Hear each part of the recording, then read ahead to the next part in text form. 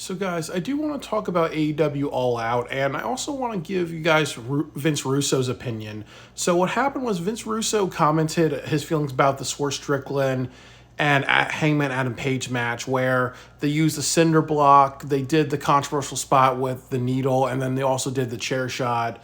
And then also leading up to the match on the AEW Dynamite show, they also did that segment where Hangman Adam Page burnt down Swerve Strickland's house, and then also the plastic bag spot on Bryan Danielson. It's actually kind of interesting because he and Al Snow and Stevie Richards and someone else didn't talk anything about the Willow Nightingale and Chris Statlander match where they use light tubes and other things like that. So I think one of the big things I'll say is that Al Snow did a lot of speaking on this. So what he was talking about, I think the first thing was that, it's not a very marketable product when you are including these really violent things. For example, he did talk about, and he was alluding to, the Darby Allin and Sting retirement match where, in a situation where where with professional wrestling you want to pander to kids, a person brings their kids to an event, and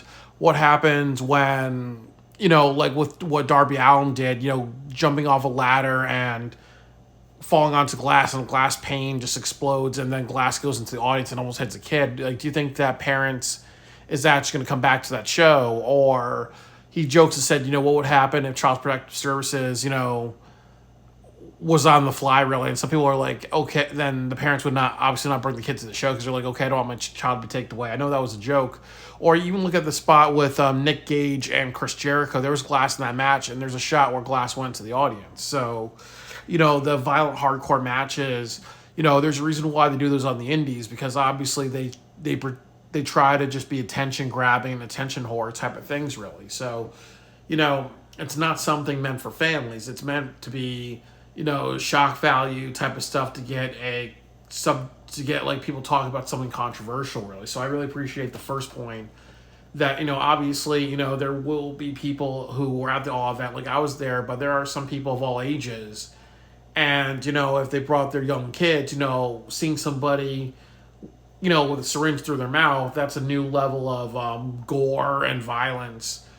And I can imagine some parents being upset with that. I understand the plastic bag thing. Like, I don't consider that violent, because there's more violent things you can do to a human being. But obviously, some people could say, okay, that's really, really intense.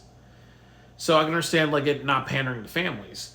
The next big thing is that, I like what Al Snow was saying. That I think he said that he owns OVW, or Ohio Valley Wrestling. I think he used another abbreviation, but it did sound like he said Ohio Valley Wrestling. But the thing about it is that he says that another big point of why you don't do stuff like this is that it hurts professional wrestling in general. Because what happens if, there's a couple of local shows, like I'm in Connecticut, so there's some independent promotions there, what's going to happen, or in California, there's a bunch of them as well, really, so what's going to happen if, AEW is on the news and other things like that for all these controversial stuff, and they go a little bit further, or somebody gets paralyzed or whatever, what's going to happen if, it has a bad look for professional wrestling? Then what most people are going to do is say, like, okay, I'm not going to go to all the independents out there because of what I see in AEW. I'm just going to go to WWE because I'm not going to give the other ones a chance because I don't want my kid being exposed to this, or I don't want my kid's safety being in danger or stuff like that, really. So I do think that, that's another important point, is that, of, making sure Tony Khan knows that it's just a shockwave in professional wrestling. It doesn't just impact his company, it impacts other companies. The next thing that is talked about, and I will say that I think Vince Russo he says very, very little in all of this, but another point Al Snow makes, and Vince Russo does agree with, is that obviously, when you have a TV deal, you have to understand that traditionally TV companies don't like professional wrestling. And I can understand that they think it's violent, or there's elements of shock value, or they may think that there's better programming, so I can understand if, most channels like Fox or ABC or NBC they want to pander to everybody, really. Like, quite honestly, if AEW wants to go down this pattern of violence, that would be appropriate for something like Comedy Central or HBO or Max or something like that, really, where it's meant to be more edgy. The reason why I say Comedy Central is if they have no problem showing South Park marathons, and now they're bringing in Family Guy, so they're going to do Family Guy marathons and other things like that. If it's always adult stuff, then if AEW Pro Wrestling remains adult theme with all the violence, it's just not going to be good for a network that wants to pander to families. And then the other question is, what kind of advertisement will you have? I would say just beer commercials. But then again, you have that on a family programming, then people are going to be like, okay, the show's just too adult. Even like the ad sponsors are just going to be for like either Trojan condoms or beer, because obviously the show's pandered to adults. You got to make sure the ads are pandered to adults to make sure that there's a return on investment for the advertisers. The next thing that I will say is the big point, and I think this is going to hurt a lot of people with the TV rights deal, is that when you have something like AEW, they have to understand that when they're on television and you get a new company, that you may have a company that's going to be like, okay, we got to approve everything that you're going to do. Just like with South Park, with the whole Muhammad thing, where Comedy Central intervene and stop that. But if they're on Fox or other programs, they're going to say, okay, well, you guys are doing a pay-per-view, and let's say All Out 2025, they're going to be like, okay, look at all the things you did in 2024. We have to make sure that whatever you do on our television makes sense, really. What's going to happen if they say something like, okay, you can't be as violent, or are they going to say something like, okay, well, Adam Page needs to be in a storyline where he goes to anger management, or what's going to happen if they say part of the deal is actually you're going to have a couple of people like a Dixie Carter like kind of come in and just be like, okay, I'm using Dixie Carter hypothetically, like somebody who doesn't really fit. What would happen if they have some executives on like WB or Fox or wherever they're going to go next come onto the show and be like, okay, you know what, we're actually going to be the new executive of content, and we're going to like censor all these things, really.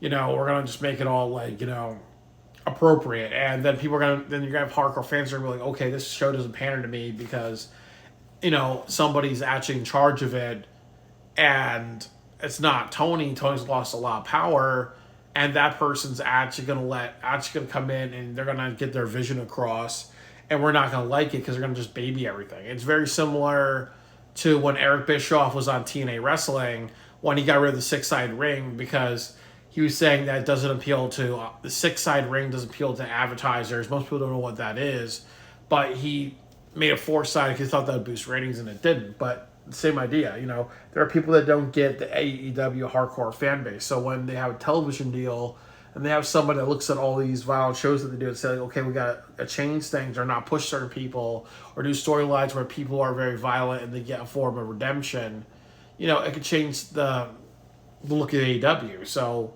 when you have all this really violent stuff, it can be, they probably picked the wrong timing, because then people could say, okay, we don't want to work with you, AEW, or we are going to work with you, but there has to be creative control going to executives and whatever to prevent something like that again. I also agree with what Al said, which is that obviously that, when you have moves like the Vertebreaker on a piece of cinder block, when you have something like when you have something like, like the syringe spot or a bunch of like suplexes and other things onto the hard part of the ring, if someone tells you the stove is hot and you touch it, I told you so, you don't get that much sympathy. But also when you look at Swerve and other people, they know just how things get really, really violent. And I think his name was Wife Beater, or there was like this wrestling, Combat Zone Wrestling, that got paralyzed, and he had to retire in his 20s, and he's paralyzed for life. And there's this another wrestler in Combat Zone Wrestling that lived to his mid-30s because of all the violence that he did, really, so, and all the violent matches he did and all the damage to his body, really. Not everybody's going to end up like Terry Funk, somebody who's done a bunch of hardcore shit his entire life and then lived to an old age. You may become like Draws, where you be paralyzed or you may become somebody like Owen Hart who just died in the ring, not to a obviously not to a match or just to a fall really, but no one wants to kind of like die and be, just thrown away like that really, just so if people the wrestlers want to do dangerous and crazy shit, they have to know better. There's personal accountability, and the problem is, as some people say, maybe AEW will stop doing all this stuff once somebody dies in the ring, or once you take a person like Will Ospreay and you have him do more athletic competitions, and then he breaks his back and then he's paralyzed. We wouldn't want that. And I also think that another big point that these guys make is also just really that it's also like how do you kind of follow up with all this stuff really, like as people say, like there's Ricochet. What's Ricochet gonna do really, like with Adam Page? How do you take a character like that and you actually like use that character afterwards? Or if you put him on a television program, he's an arsonist and he injects somebody with a syringe really, so how do you kind of use that character, especially if you're going to be on jail? That's more restrictive. Or they may say, as I said before, they may say, okay, we need to keep him off for a while, or do a segment where he and Swerve go to anger management and they hug it out, just like you saw with Kane and Bryan Danielson. So there's ways that it could hurt that they took it so far, maybe at the wrong time, really, because they have the TV deal coming up, really. So I think with all the things that all the points involved, it's really just what they did in AEW was a very big risk. It's definitely a risk on both business and the physical beings of people, and also a risk of reputation, because obviously if somebody got hurt or killed, most people won't be watching AEW really.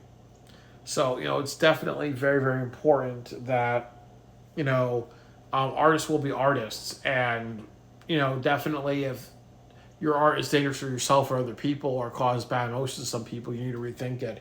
And then the other thing I think that's important is I really think it was Vince Russo who said it, is that there's a lot of just doing whatever you want. Like Tony's gonna say yes to everything, so there's also a sense of think of the children, in the sense that if they're going to let people do whatever they want, really, and they're going to produce matches that are either unsafe or very violent, they're not thinking about the general audience. Usually in business, as Scorsese said, you have to make something that's your own piece of art while making it marketable. That's good business. You don't do something like AEW where, I think that one of the experiments of the company is giving wrestlers more power, and sometimes that leads to a situation where wrestlers want to do hardcore wrestling and crazy stuff, and then just like my situation where I had a friend who did backyard wrestling and did all this stuff, and he had to kind of hide it from a lot of people, really, or his family and friends, so there is something to be said about how when we want to do what we want to do, or how we kind of hide that from some people. You can't always get what you want, really, because you have to think like a business person. I think that, that's always very important in life. I will give you another example. I know I talk about the 40-hour film project a lot, but, when I was younger, when I did the competition, I would make these really violent films, these really sad or disturbing films, because I was inspired by the Japanese anime noir, where I felt, and the films from the 1970s, so I had philosophy that only made sense to me, and I also had a bunch of just stories about sadness and depression. But what I learned was that I was never winning awards, or there may be people who just be like, okay, you'll be a great person if you kind of were told what to do, really. And I was like, no, I want to have my freedom. But I learned from that competition, the importance of what happens when you allow when you don't work on your weaknesses, and sometimes you allow yourself to kind of allow other people just to make decisions in business, such as matches or other things like that, or put matches together when they need to kind of be like more evaluated and all that, really, to see if it's good or not. But it does bring up a bunch of interesting points. I do think that I really think they have a lot of good points, really. I do think that marketability is very, very important, and also understanding, a lot of people have to understand that when AEW gets a new TV deal, they really have to get it in their heads that AEW doesn't have the same power as before because more than likely they're going to put somebody in there from ABC and just and just tell everyone what to do just because they're going to follow by what they think is profitable. So AEW has to be profitable. It can't just be a vanity project. So they have to think about what's going to bring in people, what types of matches actually work and everything like that, really. And that's the next step for him for Tony Khan to live a happy life and all that.